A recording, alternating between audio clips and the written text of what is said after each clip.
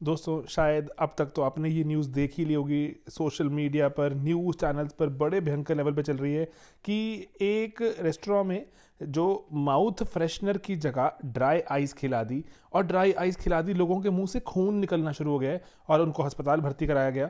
और उसके बाद ना जो जो ऐसे डॉक्टर कह रहे हैं कि ना कि ये बहुत ही खतरनाक और डेंजरस और लीथल जानलेवा एक चीज़ है ड्राई आइस खा लेना। तो दोस्तों ड्राई आइस ना बहुत फेवरेट भी है यूपीएससी की। यूपीएससी ना बहुत सवाल पूछता है ड्राई आइस से। तो ड्राई आइस होती क्या है, कैसे बनती है, क्या हमारे शरीर पे नुकसान है, यूपीएससी में क्या सवाल कोई शब्द आ सकता है, वो मैं आपको चाहता हूँ फटाफट से बताना। तो दोस्तों आपको जैसे पता है कि ना जो कार्बन डाइऑक्साइड जो गैस है हमारी, कार्बन डाइऑक्साइड को अगर मैं बहुत ठंडा कर दूं, गैस को -78.5 डिग्री सेल्सियस तक ले जाऊं, तो ये जो गैस है, गैस डायरेक्टली कन्वर्ट हो जाती है सॉलिड में। ठीक है, सॉलिड में। और ये ठंडी जैसे बिल्कुल जैसे सफ़ेद हमारी बर्फ़ लगती है, वैसे ही ये एकदम से बर्फ़ लगती है, तो इसलिए आइस कहते हैं। एंड ड्राई क्यों? क्योंकि अगर आप जिस जगह पे ना इसको रख दोगे, उस जगह पर ये तो एकदम डायरेक्टली ये एटमॉस्फेयर में, देखो -78.5 पर तो ये जमती है ना। जो हमारे जैसे जो रूम टेम्परेचर होता है 20-25-30 डिग्री होता है ना, तो 20-25-30 डिग्री के हिसाब से तो देखिए ये जो बहुत ठंडी चीज़ है उसके लिए तो बहुत गर्मी हो गई एकदम से। देन ये इवापोरेट करना शुरू करती है। इसको इवापोरेशन नहीं कहते, डायरेक्टली जो सॉलिड पार्टिकल्स हैं जो कहीं भी रखेंगे हम, ये डायरेक्टली गैस में कन्वर्ट हो जाते हैं। डायरेक्टली जो सॉलिड से जो गैस की कन्वर्जन है, इसके लिए सिंपल सा प्रोसेस है, यूपीएससी सवाल पूछ चुका है। इसको कहते हैं सब्लिमेशन, है ना।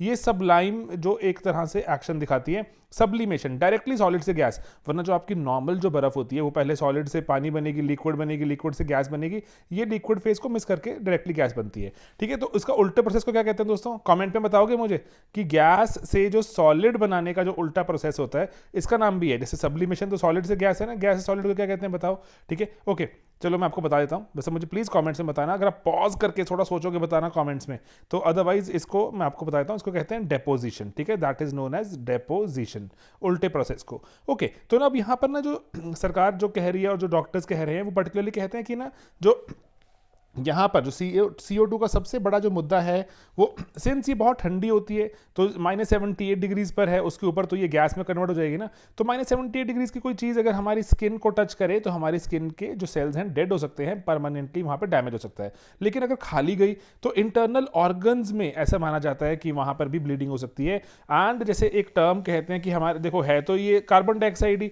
और कार्बन डाइऑक्साइड को हम अपने शरीर में बहुत देर नहीं रख सकते, तो हाइपर कैप्निया हो जाता है। कैप्निया वैसे जो वर्ड होता है उसको स्मोक को कहते हैं। मतलब हमारे शरीर में मान लो कि स्मोक, धुआं भर गया बहुत सारा, लंग्स वगैरह को भारी नुकसान हो सकता है।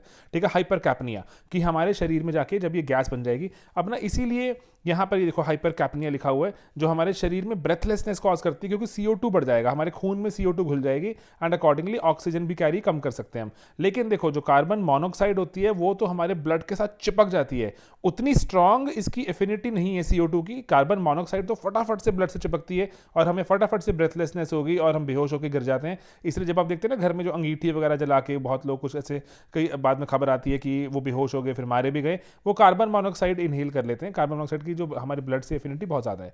ठीक है, तो अब ना यहाँ पर जो इसके बारे में अगर हम बात करें कि जो कूलिंग एजेंट के जैसे यूज़ होती है ना, ये एक चीज़ मैं आपको चाहता हूँ बताना, कूलिंग एजेंट। क्योंकि अब देखो ये है तो बहुत ही ठंडी है, इसको स्टोर करना, बनाना सब कुछ बहुत ही आसान है ना। तो इसीलिए जो जो पैकेजिंग होती है, जिसको अगर लॉन्ग डिस्टेंस लेके जाना है, उसके अंदर आइसक्रीम है मान लो, या ऐसी कोई चीज़ है, आइसक्रीम वगैरह को दूर तक लेके जाना है। जैसे मैं कभी दिल्ली जाता हूँ तो मैं चंडीगढ़ वापस आता हूँ, तो वहाँ दिल्ली की बहुत ही जो कोई फेमस आइसक्रीम है लेके आनी होती है, तो वो ड्राई आइस में पैक कर देते हैं। ठीक है, ड्राई आइस में पैक कर देते हैं इसको ताकि ठंडा रहे। तो इसीलिए जो ये इसमें तो बहुत ही कॉमन यूज़ है। एंड देन जैसे आपने ड्रामा थिएटर्स वगैरह देखे होंगे, उसमें पीछे होता है ना वो हल्की सी फॉग क्रिएट करते हैं, उसमें भी ड्राई आइस का यूज़ होता है। सिंपल सा कारण है, करने को तो वो और भी कुछ कर सकते हैं। देखो ये ड्राई आइस का फायदा क्या होता है, दो फायदे हैं फॉग बनाने के। एक तो जहाँ जहाँ ये पार्टिकल्स गिरेंगे वहाँ पानी नहीं क्रिएट होगा, है ना, पानी नहीं क्रिएट होगा क्योंकि ये पानी है ही नहीं ना, ये तो ड्राई आइस है। और देन उसके बाद इसका जो पर्टिकुलर जो इफेक्ट है फॉग वाला, बहुत ही प्यारा इफेक्ट होता है, इसमें से लाइट पास नहीं कर पाती। ओके, ठीक है, तो अब इसके बाद ड्राई आइस बनानी ऑफ कोर्स कोई बहुत मुश्किल काम नहीं है। जो लिक्विड कार्बन डाइऑक्साइड को ही हम क्या करते हैं, डेपोजिशन की प्रोसेस, मतलब हम नॉर्मल अपने, या तो हम अपना एटमॉस्फेरिक प्रेशर पे अगर करना है तो -78 डिग्रीज पे ले जाना पड़ेगा, अदरवाइज प्रेशर को चेंज करके -50 डिग्री के आसपास ही जैसे ये जमनी शुरू हो जाती है। ठीक है, तो इसीलिए जो ये बनानी आसान, स्टोर करनी आसान और इतनी अदरवाइज देखें, जो इसको फूड ग्रेड बोलते हैं, जो फूड ग्रेड वाली मतलब जो कि हमारे जो आइसक्रीम्स वगैरह को ठंडा करने में काम आ सकती है, ये नुकसान नहीं देती क्योंकि ये रिएक्ट नहीं करती उनके साथ। तो इसीलिए, और जो पर्टिकुलरली ये नॉन पोलर प्रोडक्ट है, नॉन पोलर मतलब कि जनरली कोई आयन वाले या कोई ऐसा वाला केमिकल कंपाउंड नहीं बनाएगी। तो इसीलिए एक बहुत ही जो कारगर और यूज होने वाली चीज़ है, लेकिन खाई नहीं जा सकती, खानी नहीं है, ठीक है। लिक्विड नाइट्रोजन को खाने के, लिक्विड जो कार्बन, जो हमारे लिक्विड नाइट्रोजन के बाद जो ड्राई आइस को खाने के बहुत नुकसान होते हैं, तो इससे बचना है दोस्तों, ठीक है। तो इसीलिए अब यहाँ पर मेरी जो यूपीएससी में कुछ टर्म्स हैं, सब्लिमेशन, डेपोजिशन, हाइपरकैप्निया, है ना, ये हमें पता होनी चाहिए ताकि अगर यूपीएससी पूछे हमारे पास आंसर्स हों। ऑलराइट दोस्तों, ऐसे और भी नई नई वीडियोस के साथ मिलते रहेंगे, देखते रहिए स्लीपी क्लासेस। Bye bye.